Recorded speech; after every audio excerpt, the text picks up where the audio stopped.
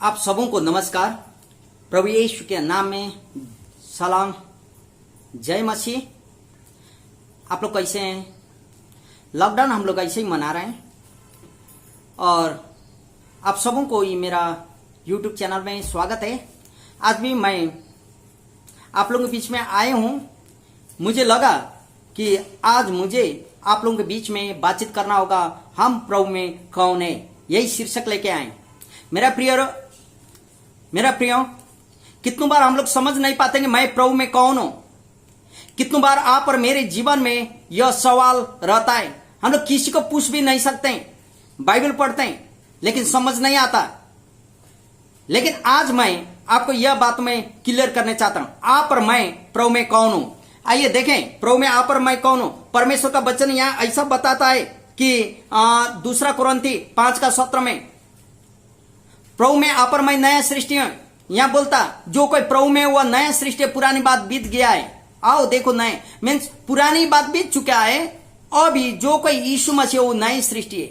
मेरे प्रियो, कल क्या करते थे, कैसे थे, कौन थे, उस सारा बातों का हम लोग को भूलना होगा।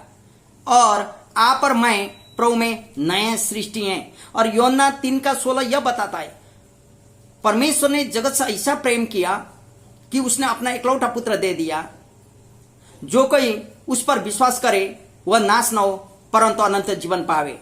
मेरे प्रियो, परमेश्वर का वचन प्रश्न बताती परमात्मा परमेश्वर ने उसका पुत्र यीशु मसीह को इसलिए दिया कि हर एक लोग नाश न हो और उस पर विश्वास करने से उद्धार पाए। मेरे प्रियो, हम लोग पहला तो नई सृष्टि हैं, दूसरा परमेश्वर का वचन बता रहे आप और मैं उद्धार पाए हुए लोग हैं, और तीसरा में परमेश्वर का वचन क्या बताता, रोमी का पुस्तक 10:9-12 तक हम लोग पढ़ेंगे। यहां ऐसा बोलता, सुनिएगा कि यदि तू अपने मुंह से यीशु को प्रभु जानकर अंगीकार करे और अपने मन से विश्वास करे कि परमेश्वर ने उसे मरे हुए में से जिलाया तो तू निश्चय उद्धार पाएगा। मेरे प्रियो, आप और मैं उद्धार पाने के लिए यीशु प्रभु को स्वीकारना होगा। और यहां फिर बोलता क्योंकि धार्मिकता के लिए मन में से विश्वास किया जाता है और उद्धार के लिए मुंह से अंगीकार किया जाता है। धर्म परिवर्तन करना है, मसीह बनना है तो आप और मैं मन में विश्वास करने से हो गया। लेकिन उद्धार पाना है तो मुख से अंगीकार करना होगा, यीशु तू मेरे लिए मारा गया, गाड़ा गया, जी उठा, मैं आज तुझे मेरा व्यक्तिगत जीवन का उद्धार करता, मुक्तिदाता के रूप में आपको ग्रहण करता हूं बोल के आप और मुझे अंगीकार करना होगा। मैं एक पापी के ऊपर में तू आप प्रभु मुझे क्षमा कर बोलना होगा। 11 पद फिर बोलता क्योंकि पवित्र शास्त्र यह कहती है जो कोई उस पर विश्वास करेगा वह लज्जित ना होगा। यहूदी और यूनानियों में कुछ भेद नहीं, इसलिए कि वह सबका प्रभु है और अपने सब नाम लेने वालों के लिए उद्धार है। हालेलुया। मेरे प्रियो, आप और मैं उद्धार पाए हुए लोग हैं। यह प्रभु का वचन ये 10:13 पद ऐसा बताता है क्योंकि जो कोई प्रभु का नाम लेगा वह उद्धार पाएगा। इसलिए आप और मैं उद्धार पाए हुए लोग हैं।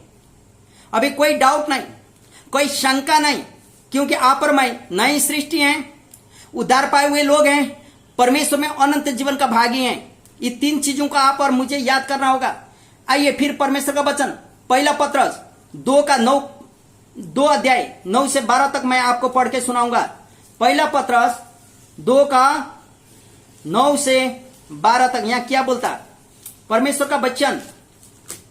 पहला पत्रस की पुस्तक 2 अध्याय 9 से 12 तक यहां ऐसा बोलता है, पर तुम एक चुना हुआ वंश और राज पदाधिकारी, याजकों का समाज और पवित्र लोग और परमेश्वर की नीच प्रजा हो, इसलिए कि जिसने तुम्हें अंधकार में से अपने अद्भुत ज्योति में बुलाया है उसके गुण प्रकट करो। तुम पहले तो कुछ भी नहीं थे पर अब परमेश्वर की प्रजा हो। तुम पर दया नहीं हुई थी पर अब तुम पर दया हुई है। हे प्रियो, मैं तुमसे विनती करता हूं कि तुम अपने आप को परदेशी और यात्री जानकर उन सांसारिक अभिलाषाओं से जो आत्मा से युद्ध करती है बचे रहो।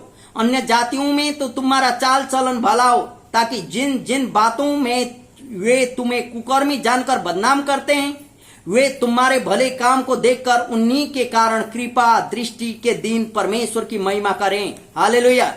सच है, यहाँ परमेश्वर का वचन हम पढ़ चुके हैं। हम लोग एक चुने हुए वंश हैं, राजकीय पदाधिकारी याजकों का समाज है, पवित्र लोग हैं और परमेश्वर की निज प्रजा हैं। मेरे प्रियो, इसलिए उसकी गुण को प्रकट करो बोल के परमेश्वर का वचन बताता। लेकिन आपके जीवन में एक सवाल उठ सकता है, कैसे हम लोग चुने हुए वंश के हैं? हम तो एक गोरखाली हैं, हम एक बिहारी हैं, हम एक ट्राइबल हैं, हम एक आदिवासी हैं, हम लोग बोल सकते हैं ना। लेकिन यह परमेश्वर का वचन बोलता तुम तो एक चुना हुआ वंश है। आपको मालूम है, आज आप और मुझे मसीह नाम का उपाधि दिया है, मसीही नाम से पुकारे जाते हैं, ईसाई लोग बोल के जाने जाते हैं। इतना ही नहीं, यहाँ परमेश्वर का वचन बाइबल पृष्ठ बताती अब्राहम के द्वारा यीशु मसीह में आशीष पाए हुए लोग हैं हम लोग। यीशु का लोगों के द्वारा हमें परमेश्वर ने चुना हुआ है। कल हम लोग कुछ नहीं जानते थे, यहूदी लोग कौन है, हम लोग नहीं जानते थे परमेश्वर कौन है। लेकिन आज वही एक ही प्रभु जो कलवरी के ऊपर मारा गया, गाड़ा गया और तीसरा दिन जी उठा, 40 दिन रहा और स्वर्ग का प्रस्थान किया गया, एक दिन वो आने वाला है। वही जिंदा और मुर्दा का न्याय करने वाला प्रभु, एक ही प्रभु के संतान है। तो हम लोग को यीशु के द्वारा प्रभु ने, अब्राहम के द्वारा यीशु में प्रभु ने चुना हुआ, हम लोग चुने हुए वंश हैं।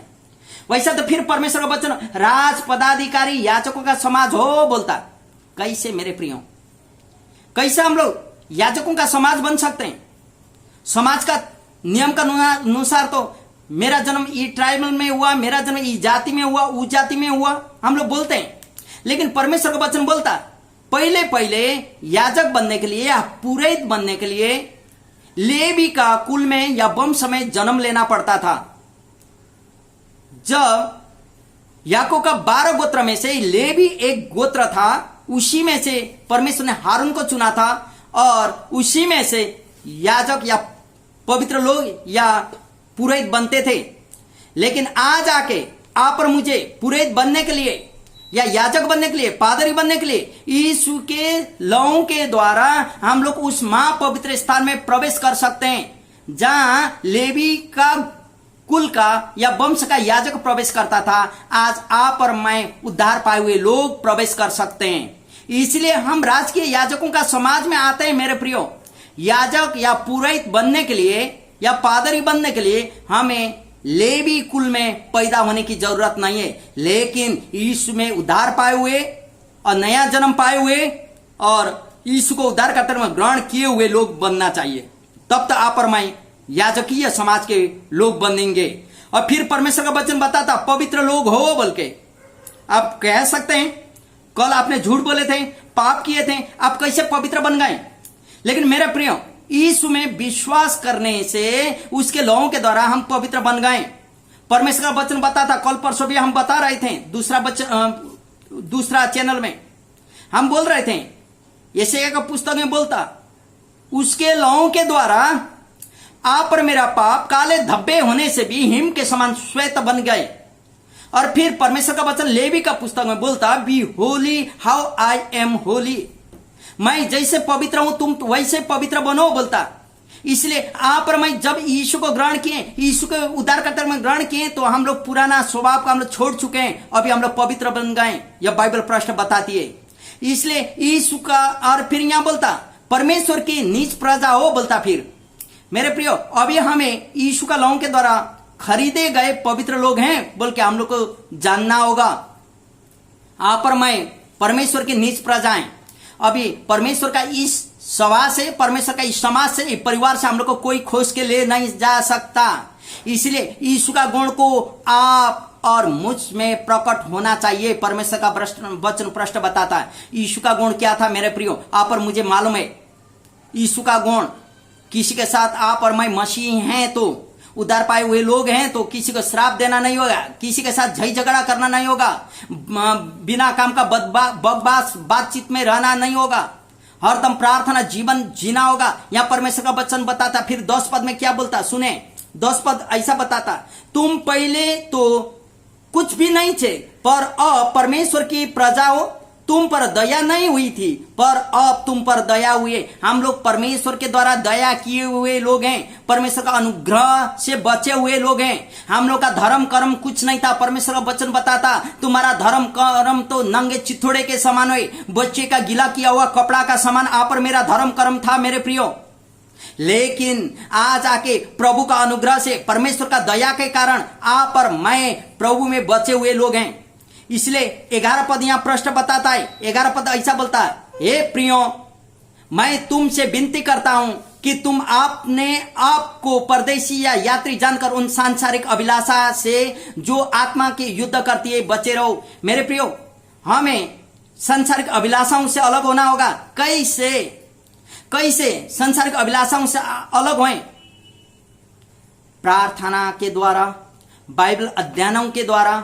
और इब्रानियों 10 का 25, आइए कैसे हम लोग अलग हो सकते हैं। इब्रानियों का पुस्तक 10 का 25 में हम पढ़ेंगे, तब तो हम लोग को समझ आएगा। 10 का 25 में ऐसा लिखता, और एक दूसरे के साथ इकट्ठा होना न छोड़ो, जैसे कि कितनों की रीति पर है कि एक दूसरे को समझते हैं, और ज्यों का त्यों उस दिन को प्रकट आते देखो तो त्यों का त्यों और भी अधिक यह मान लो। मेरे प्रियो, आप और मैं, मेरे जीवन से और आपके जीवन से एक दूसरे के साथ एकत्रित होना। एकत्रित नहीं, लॉकडाउन का टाइम में हम लोग हो नहीं सकते हैं, लेकिन ऑनलाइन के द्वारा, कॉन्फ्रेंस कॉल के द्वारा, व्हाट्सएप के द्वारा हम लोग एक दूसरे के साथ प्रार्थना कर सकते हैं। मेरे प्रियो, यदि ऐसा करेंगे तो आप और मेरे जीवन से प्रभु में हम लोग हरदम रहते रहेंगे। अब 12 पद बोलता, हमारा चाल चलन सभी में भला होना चाहिए।